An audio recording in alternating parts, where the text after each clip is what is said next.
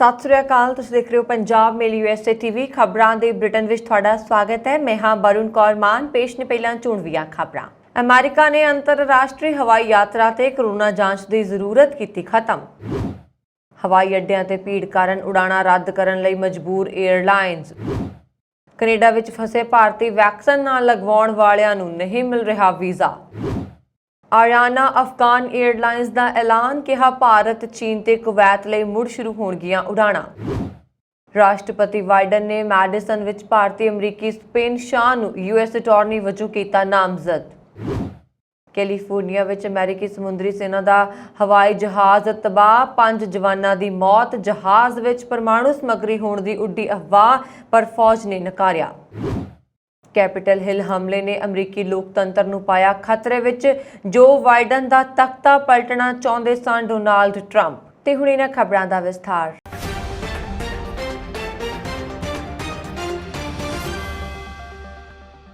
America विच Biden प्रशासन ने उस पाबंदी नूं हटा दिता है जिस दे तहत अंतरराष्ट्रीय हवाई यात्रा करके अमेरिका पहुंचण वाले यात्रियों नूं उड़ाण तो एक दिन पहलां कोरोना जांच करवाउणी जरूरी सी।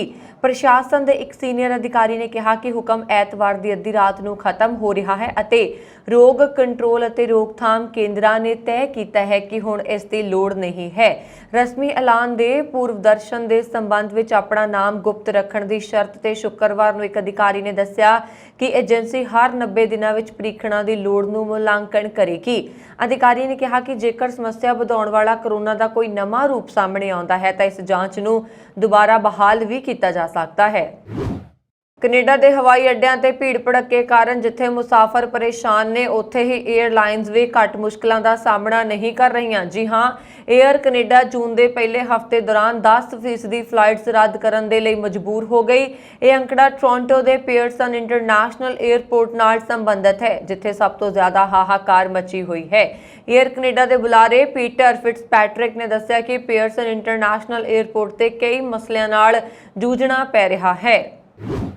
कोरोना वैक्सीन ना लगवाउण करके कनेडा विच कई भारतीय फस गए ने। कोरोना वैक्सीन ना लगवाउण करके उन्होंने वीज़ा नहीं मिल रहा क्योंकि कानून अनुसार ऐसे वैक्सीन तो बिना किसी भी व्यक्ति नूं ट्रैवल जां सरहद पार करन दी आग्या नहीं है।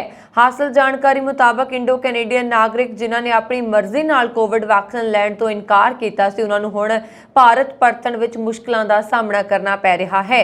कनेडा के अधिकारियों का कहना है कि कानून अनुसार वैक्सीन तो बिना किसी भी व्यक्ति नूं ट्रैवल जां सरहद पार करन दी आग्या नहीं है, इसलिए उन्हां नूं वीज़ा मिलण विच दिक्कत आ रही है। उधर अजिहे नागरिकों अंदर रोस है। कई इंडो कैनेडियन पंजाबियों ने सरी के लिबरल संसद मैंबर रणदीप सराय के दफ्तर विखे इस नियम खिलाफ प्रदर्शन भी किया। सिख फ्रीडम अलायंस के बैनर हेठ इकट्ठे हुए प्रदर्शनकारियों विचों कईयां ने कहा कि कैनेडियन नागरिकों नूं किते भी जाण दी बुनियादी आज़ादी तो इनकार किया जा रहा है। उधर कैनेडियन सरकार का कहना है कि दूजे देश भी वैक्सीन नहीं करवाउण वाले लोगों नूं एंट्री नहीं दे रहे। 30 मई नूं प्रोग्रेसिव कंजरवेटिव MP मैलिसा एक प्रस्ताव भी लैके आई सी तां जो इस भेदभाव ट्रैवल पाबंदी नूं हटाया जा सके ते अपनी मर्जी नाल वैक्सीन ना लगवाउण वालियां नूं किते भी यात्रा करन दी आग्या मिले। पर 200 संसद मैंबरां ने इस प्रस्ताव नूं रद्द करवाउण लई इस दे विरुद्ध वोट दित्ती, जिन्हां विच सराय प्रमुख सन। ANI काबुल अफगानिस्तान की राष्ट्रीय एयरलाइन आरियाना अफगान एयरलाइंस ने वीरवार नूं वड्डा ऐलान किया है। इस संबंधी जानकारी दिंदिआं एयरलाइंस के मुखी आगा ने दस्सिया कि भारत चीन और कुवैत लिए अफगान उड़ाणा जल्दी शुरू हो जाणगीਆਂ। उन्होंने कहा कि भारत विच जिथे साडे कोल बहुत सारा समान और इलाज लई बहुत सारे यात्री ने उस जगह लई फ्लाइटां जल्दी शुरू हो जाण रहीआं ने। इस जानकारी दिंदे होए आरियान अफगान एयरलाइंस के मुखी ने कहा है कि असीं दुबई विच इस बारे चर्चा की है। रब चाहे भारत लई फ्लाइटां जल्दी शुरू होणगीਆਂ जिथे बहुत सारा समान है अते साडे बहुत सारे यात्री इलाज लई ने। भारत चीन और कुवैत लई साडीआं उड़ाणां जल्दी शुरू होणगीਆਂ। उन्होंने अगे कहा कि एयरलाइन हफ्ते विच 2 बार दोहा कतर लई उड़ान भरेगी, पर अजे यह स्पष्ट नहीं है कि फ्लाइट टिकट की कीमत कितनी होएगी। तुहानूं दस दें कि भारत अफगान खेतीबाड़ी और बागबानी उत्पादों लई सब तो वड्डे बाज़ारां विचों एक है।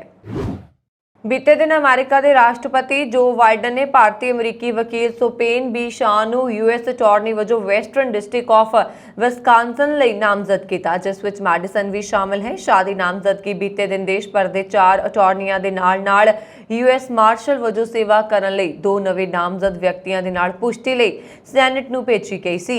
ਇਹ ਅਧਿਕਾਰੀ ਹਨ ਜੋ ਉੱਚ ਸੰਘੀ ਕਾਨੂੰਨ ਲਾਗੂ ਕਰਨ ਵਾਲੇ ਅਧਿਕਾਰੀਆਂ ਵਜੋਂ ਕਾਨੂੰਨ ਦੇ ਸ਼ਾਸਨ ਨੂੰ ਬਰਕਰਾਰ ਰੱਖਣ ਲਈ ਲਾਜ਼ਮੀ ਹੋਣਗੇ।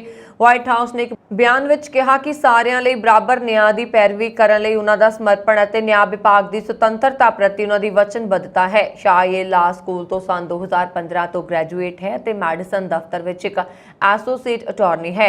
ਪਾਕਿੰਸ ਕਾਇਦੀ ਲਾ ਫਾਰਮ ਦੀ ਵੈਬਸਾਈਟ ਦੇ ਅਨੁਸਾਰ ਉਹ ਕਾਰੋਬਾਰੀ ਮੁਕੱਦਮੇਬਾਜ਼ੀ ਅਤੇ ਅਪੀਲਾਂ ਮੁੱਦਿਆਂ ਤੇ ਰਣਨੀਤੀ ਵਿੱਚ ਮਹਾਰਤ ਰੱਖਦੀ ਹੈ। ਸ਼ਾਹ ਪਹਿਲਾਂ 2017 ਤੋਂ 2019 ਤੱਕ ਵਿਸਕਾਂਸਨ ਦੀ ਡਿਪਟੀ ਸੋਲਿਸਿਟਰ ਜਨਰਲ ਸੀ। ਉਸਨੇ ਜੱਜ ਡੈਬਰਾ ਲਈ ਇੱਕ ਲਾਅ ਕਲਰਕ ਵਜੋਂ ਵੀ ਕੰਮ ਕੀਤਾ। ਸ਼ਾਹ ਨੇ ਪਿਛਲੇ ਸਾਲ ਇੱਕ VOTING ਕੇਸ ਵਿੱਚ ਡੈਮੋਕ੍ਰੈਟਿਕ ਨੈਸ਼ਨਲ ਕਮੇਟੀ ਅਤੇ ਡੈਮੋਕ੍ਰੈਟਿਕ ਪਾਰਟੀ ਆਫ ਵਿਸਕਾਂਸਨ ਦੀ ਨੁਮਾਇੰਦਗੀ ਕੀਤੀ। ਜੇਕਰ ਸ਼ਾਹ ਦੀ ਪੁਸ਼ਟੀ ਹੋ ਜਾਂਦੀ ਹੈ ਤਾਂ ਉਹ ਪੇਗ ਤੋਂ ਬਾਅਦ ਮੈਡੀਸਨ ਵਿੱਚ ਅਮਰੀਕੀ ਅਟਾਰਨੀ ਦਫ਼ਤਰ ਦੀ ਅਗਵਾਈ ਕਰਨ ਵਾਲੀ ਦੂਜੀ ਔਰਤ ਹੋਏਗੀ, ਜਿਸਨੇ 1993 ਤੋਂ 2001 ਤੱਕ ਬਿਲ ਕਲਿੰਟਨ ਦੇ ਰਾਸ਼ਟਰਪਤੀ ਦੇ ਕਾਰਜਕਾਲ ਦੌਰਾਨ ਦਫ਼ਤਰ ਦੀ ਅਗਵਾਈ ਕੀਤੀ ਸੀ। ਟੀ ਬਲੈਡਰ, ਜਿਸ ਨੂੰ ਰਾਸ਼ਟਰਪਤੀ ਡੋਨਾਲਡ ਟਰੰਪ ਦੁਆਰਾ ਨਿਯੁਕਤ ਕੀਤਾ ਗਿਆ ਸੀ, ਨੇ 2021 ਵਿੱਚ ਅਸਤੀਫਾ ਦੇ ਦਿੱਤਾ ਸੀ। ਅਮਰੀਕੀ ਸਮੁੰਦਰੀ ਸੈਨਾ ਦਾ ਇੱਕ ਹਵਾਈ ਜਹਾਜ਼ ਦੱਖਣੀ ਕੈਲੀਫੋਰਨੀਆ ਵਿੱਚ ਤਬਾਹ ਹੋ ਗਿਆ, ਜਿਸ ਕਾਰਨ ਉਸ ਵਿੱਚ ਸਵਾਰ 5 ਜਵਾਨਾਂ ਦੀ ਮੌਤ ਹੋ ਗਈ। ਮੈਰਾਈਨ ਕਾਰਪਸ ਦੇ ਬੁਲਾਰੇ ਸਪੁਤਨਿਕ ਨੇ ਇਹ ਜਾਣਕਾਰੀ ਦਿੰਦਿਆਂ ਕਿਹਾ ਕਿ ਇਸ ਹਾਦਸੇ ਵਿੱਚ ਜਵਾਨਾਂ ਦੀ ਮੌਤ ਦੀ ਪੁਸ਼ਟੀ ਨਹੀਂ ਕਰ ਸਕਦੇ, ਪਰ ਸਥਾਨਕ ਮੀਡੀਆ ਅਨੁਸਾਰ ਜਹਾਜ਼ ਵਿੱਚ ਸਵਾਰ ਸਾਰੇ 5 ਜਵਾਨ ਮਾਰੇ ਗਏ ਨੇ। ਬੁਲਾਰੇ ਨੇ ਕਿਹਾ ਕਿ ਮੈਂ ਇਸ ਗੱਲ ਦੀ ਪੁਸ਼ਟੀ ਕਰਦਾ ਹਾਂ ਕਿ MV ਬਾਈ ਓਸਪਰੇ ਜਹਾਜ਼ ਗਲਾਸਨ ਕੈਲੀਫੋਰਨੀਆ ਵਿੱਚ ਤਬਾਹ ਹੋ ਗਿਆ ਹੈ। ਉਸ ਵਿੱਚ ਪਰਮਾਣੂ ਸਮੱਗਰੀ ਨਹੀਂ ਸੀ। ਇਸ ਸਮੇਂ ਇਸ ਤੋਂ ਵੱਧ ਮੇਰੇ ਕੋਲ ਕੋਈ ਜਾਣਕਾਰੀ ਨਹੀਂ ਹੈ। ਪ੍ਰਾਪਤ ਜਾਣਕਾਰੀ ਅਨੁਸਾਰ ਇਹ ਜਹਾਜ਼ 3rd ਮੈਰਾਈਨ 에ਅਰਕ੍ਰਾਫਟ ਵਿੰਗ ਨਾਲ ਸੰਬੰਧਿਤ ਸੀ, ਜਿਸ ਦਾ ਟਿਕਾਣਾ ਸੈਨ ਡਿਏਗੋ ਕੈਲੀਫੋਰਨੀਆ ਤੋਂ ਬਾਹਰ ਹੈ। Naval air facility L Santro ਨੇ ਪੁਸ਼ਟੀ ਕੀਤੀ ਹੈ ਕਿ ਹਾਦਸਾ ਰਾਸ਼ਟਰੀ ਮਾਰਗ 78 ਤੇ ਗਲਾਮਿਸ ਕਸਬੇ ਨੇੜੇ ਵਾਪਰਿਆ ਹੈ। ਇੱਥੇ ਜ਼ਿਕਰਯੋਗ ਹੈ ਕਿ ਇਸ ਜਹਾਜ਼ ਵਿੱਚ ਪਰਮਾਣੂ ਸਮੱਗਰੀ ਹੋਣ ਦੇ ਸੰਕੇਤ ਮਿਲੇ ਸੀ, ਪਰੰਤੂ ਮੈਰਾਈਨ ਕਾਰਪਸ ਨੇ ਇਹਨਾਂ ਕਿਆਸ ਰਾਈਆਂ ਨੂੰ ਰੱਦ ਕਰ ਦਿੱਤਾ। ਮਿਲੀ ਹੋਰ ਜਾਣਕਾਰੀ ਅਨੁਸਾਰ ਜਹਾਜ਼ ਸਿਖਲਾਈ ਦੌਰਾਨ ਦੁਪਹਿਰ 12:25 ਤੇ ਹਾਦਸਾਗ੍ਰਸਤ ਹੋ ਕੇ ਜ਼ਮੀਨ ਉੱਪਰ ਡਿੱਗਾ। ਇੱਥੇ ਜ਼ਿਕਰਯੋਗ ਹੈ ਕਿ ਓਸਪਰੇ ਹਾਈਬ੍ਰਿਡ ਜਹਾਜ਼ ਹੈ ਜੋ ਜ਼ਮੀਨ ਤੋਂ ਹਵਾ ਵਿੱਚ ਉਡਾਨ ਭਰ ਸਕਦਾ ਹੈ ਤੇ ਹੈਲੀਕਾਪਟਰ ਵਾਂਗ ਜ਼ਮੀਨ ਉੱਪਰ ਉਤਰ ਸਕਦਾ ਹੈ, ਪਰ ਇਸ ਦੇ ਸੁਰੱਖਿਆ ਰਿਕਾਰਡ ਕਾਰਨ ਇਹ ਆਲੋਚਨਾ ਦਾ ਵਿਸ਼ਾ ਹੈ। ਕੈਪੀਟਲ ਹਿੱਲ ਜਾਣੀ ਕਿ ਅਮਰੀਕੀ ਸੰਸਦ ਭਵਨ ਵਿੱਚ ਹੋਏ ਦੰਗਿਆਂ ਅਤੇ 2020 ਦੇ ਰਾਸ਼ਟਰਪਤੀ ਚੋਣਾਂ ਦੇ ਨਤੀਜੇ ਪਲਟਣ ਦੇ ਡੋਨਾਲਡ ਟਰੰਪ ਦੀਆਂ ਕੋਸ਼ਿਸ਼ਾਂ ਦੀ ਜਾਂਚ ਕਰ ਰਹੀ ਇੱਕ ਕਮੇਟੀ ਨੇ ਕਿਹਾ ਹੈ ਕਿ ਜਾਨਲੇਵਾ ਹਮਲੇ ਅਤੇ ਉਸ ਦੇ ਲਈ ਜ਼ਿੰਮੇਵਾਰ ਝੂਠ ਕਾਰਨ 2.5 ਸਦੀ ਪੁਰਾਣਾ ਸੰਵਿਧਾਨਿਕ ਲੋਕਤੰਤਰ ਖਤਰੇ ਪੈ ਗਿਆ। ਪ੍ਰਤੀਨਿਧ ਸਭਾ ਦੇ ਮੈਂਬਰ ਬੇਨੀ ਨੇ ਕਿਹਾ ਕਿ ਕੈਪੀਟਲ ਹਮਲੇ ਅਤੇ ਸਾਬਕਾ ਰਾਸ਼ਟਰਪਤੀ ਟਰੰਪ ਦੇ ਅਮਰੀਕਾ ਦੇ ਮੌਜੂਦਾ ਰਾਸ਼ਟਰਪਤੀ ਜੋ ਬਾਈਡਨ ਨੂੰ ਚੋਣਾਂ ਦੀ ਜਿੱਤ ਨੂੰ ਪਲਟਣ ਦੀ ਅਸਧਾਰਨ ਕੋਸ਼ਿਸ਼ਾਂ ਤੇ ਕਮੇਟੀ ਦੀ ਸਾਲ ਭਰ ਚੱਲੀ ਜਾਂਚ ਤੇ ਅਮਰੀਕਾ ਦੀ ਪ੍ਰਤੀਕਿਰਿਆ ਨੂੰ ਦੁਨੀਆ ਦੇਖ ਰਹੀ ਹੈ। ਉਹਨਾਂ ਨੇ ਕਿਹਾ ਕਿ ਅਮਰੀਕਾ ਤੋਂ ਲੰਬੇ ਸਮੇਂ ਤੋਂ ਇੱਕ ਮਹਾਨ ਦੇਸ਼ ਬਣਨ ਦੀ ਉਮੀਦ ਕੀਤੀ ਜਾ ਰਹੀ। ਅਸੀਂ ਇਹ ਭੂਮਿਕਾ ਕਿਵੇਂ ਨਿਭਾ ਸਕਦੇ ਹਾਂ ਜਦੋਂ ਸਾਡਾ ਖੁਦ ਦਾ ਸਦਨ ਇਸ ਤਰ੍ਹਾਂ ਅਵਿਵਸਥਿਤ ਹੈ। ਸਾਨੂੰ ਸੱਚਾਈ ਦਾ ਡਟ ਕੇ ਸਾਹਮਣਾ ਕਰਨਾ ਚਾਹੀਦਾ ਹੈ।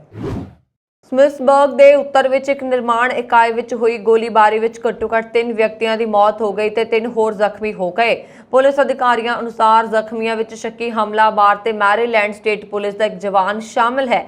ਵਾਸ਼ਿੰਗਟਨ ਕਾਉਂਟੀ ਸ਼ੈਰਿਫ ਦਫ਼ਤਰ ਦੇ ਸਾਰਜੈਂਟ ਕਾਰਲੀ ਹੋਜ ਅਨੁਸਾਰ ਸੂਚਨਾ ਮਿਲਣ ਤੋਂ ਜਦੋਂ ਪੁਲਿਸ ਘਟਨਾ ਸਥਾਨ ਕੋਲੰਬੀਆ ਮਸ਼ੀਨ ਵਿਖੇ ਪਹੁੰਚੀ ਤਾਂ ਉਸ ਨੂੰ 6 ਵਿਅਕਤੀ ਗੋਲੀਆਂ ਵੱਜਣ ਕਾਰਨ ਜ਼ਖਮੀ ਹਾਲਤ ਵਿੱਚ ਮਿਲੇ, ਜਿਨ੍ਹਾਂ ਵਿੱਚੋਂ 3 ਦੀ ਮੌਕੇ ਤੇ ਮੌਤ ਹੋ ਗਈ ਜਦਕਿ ਬਾਕੀ ਨੂੰ ਹਸਪਤਾਲ ਦਾਖਲ ਕਰਵਾਇਆ ਗਿਆ।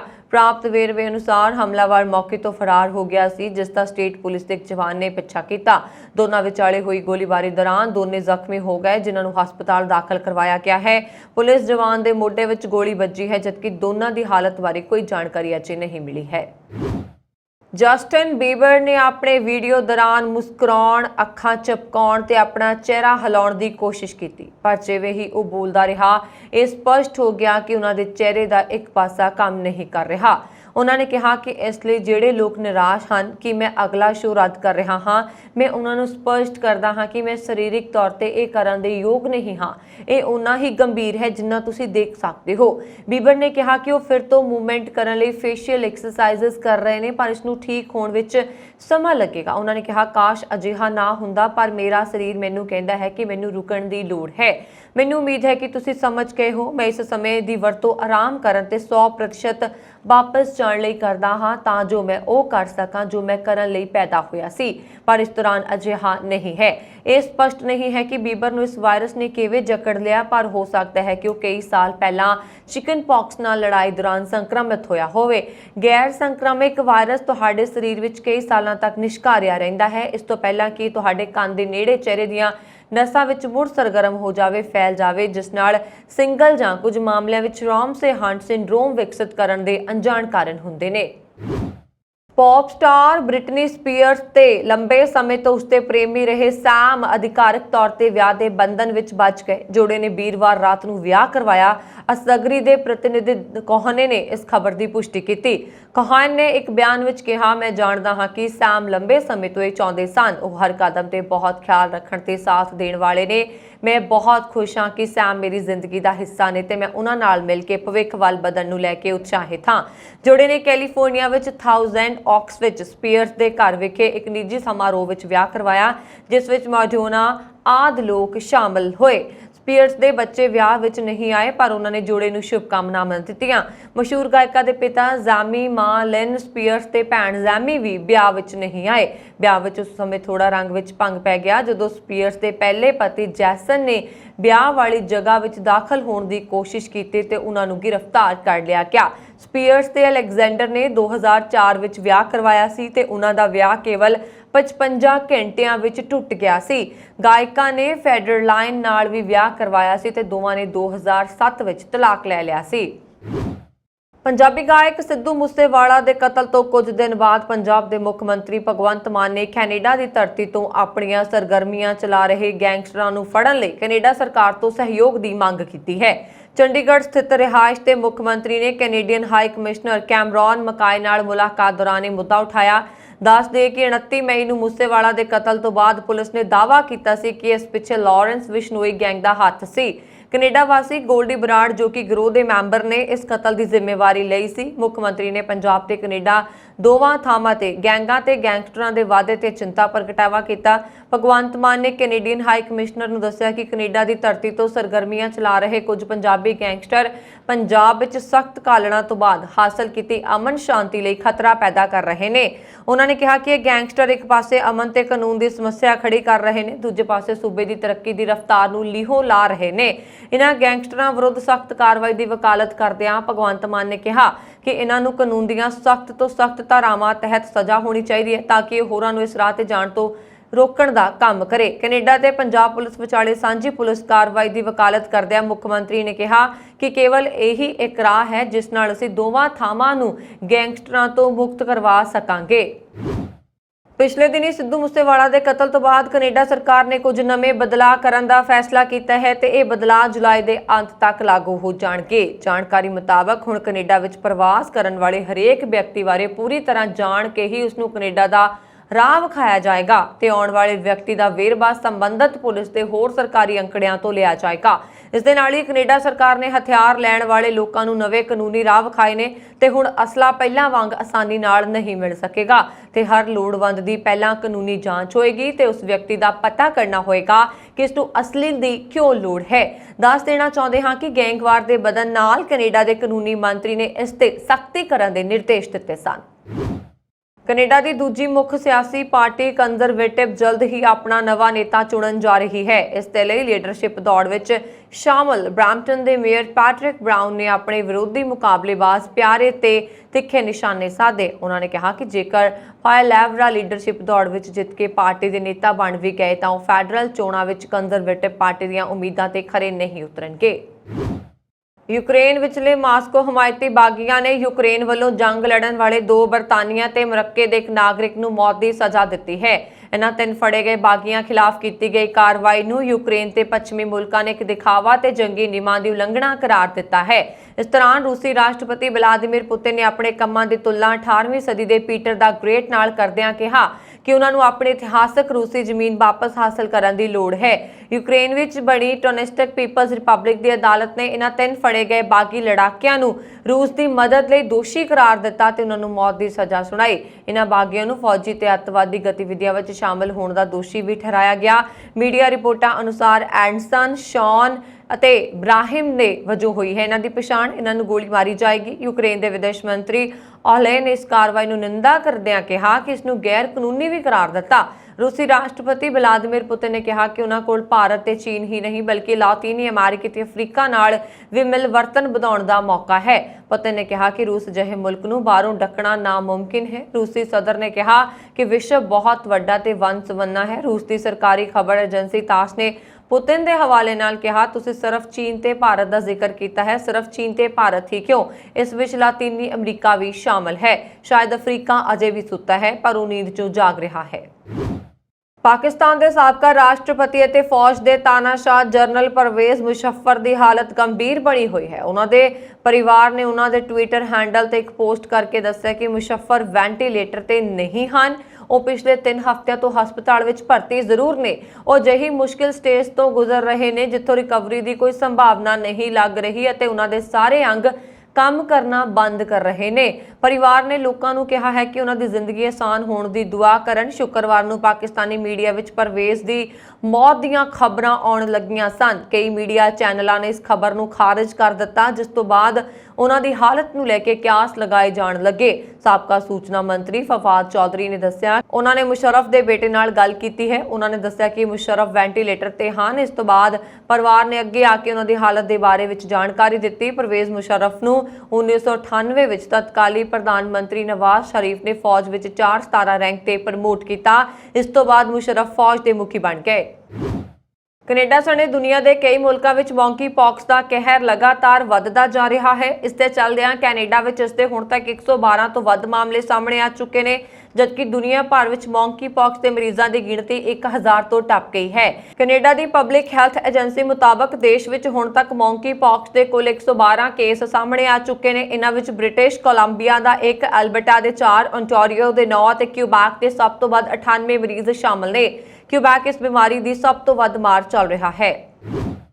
ਸੀਰੀਆ ਨੇ ਸ਼ੁੱਕਰਵਾਰ ਨੂੰ ਇੱਕ ਇਜ਼ਰਾਈਲ ਹਵਾਈ ਹਮਲੇ ਤੋਂ ਬਾਅਦ ਦਮਿਸ਼ਕ ਅੰਤਰਰਾਸ਼ਟਰੀ ਹਵਾਈ ਅੱਡੇ ਤੋਂ ਆਉਣ ਜਾਣ ਵਾਲੀਆਂ ਸਾਰੀਆਂ ਉਡਾਣਾਂ ਨੂੰ ਮੁਅੱਤਲ ਕਰ ਦਿੱਤਾ ਹੈ।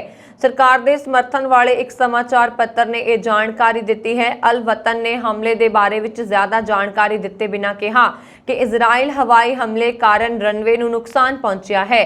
ਹਵਾਈ ਅੱਡਾ ਰਾਜਧਾਨੀ ਦਮਿਸ਼ਕ ਦੇ ਦੱਖਣ ਵਿੱਚ ਸਥਿਤ ਹੈ, ਜਿੱਥੇ ਸੀਰੀਆਈ ਵਿਰੋਧੀ ਕਾਰਕੁਨਾਂ ਦਾ ਕਹਿਣਾ ਹੈ ਕਿ ਇਸ ਖੇਤਰ ਵਿੱਚ ਈਰਾਨ ਸਮਰਥਿਤ ਮਿਲੀਸ਼ੀਆ ਸਰਗਰਮ ਨੇ ਅਤੇ ਉਹਨਾਂ ਕੋਲ ਹਥਿਆਰ ਦੇ ਡਿਪੂ ਹਨ।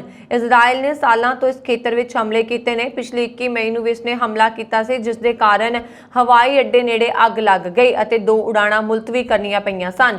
ਸੂਬਾ ਸਮਾਚਾਰ ਏਜੰਸੀ ਸਨਾ ਨੇ ਕਿਹਾ ਕਿ ਟਰਾਂਸਪੋਰਟ ਮੰਤਰਾਲਾ ਨੇ ਪੁਸ਼ਟੀ ਕੀਤੀ ਹੈ ਕਿ ਸਾਰੀਆਂ ਉਡਾਣਾਂ ਮੁਅੱਤਲ ਕਰ ਦਿੱਤੀਆਂ ਗਈਆਂ ਨੇ, ਕਿਉਂਕਿ ਹਵਾਈ ਅੱਡੇ ਤੇ ਕੁਝ ਤਕਨੀਕੀ ਉਪਕਰਨਾਂ ਨੇ ਕੰਮ ਕਰਨਾ ਬੰਦ ਕਰ ਦਿੱਤਾ ਹੈ। ਹਾਲਾਂਕਿ ਮੰਤਰਾਲਾ ਨੇ ਹਮਲੇ ਦਾ ਜ਼ਿਕਰ ਨਹੀਂ ਕੀਤਾ।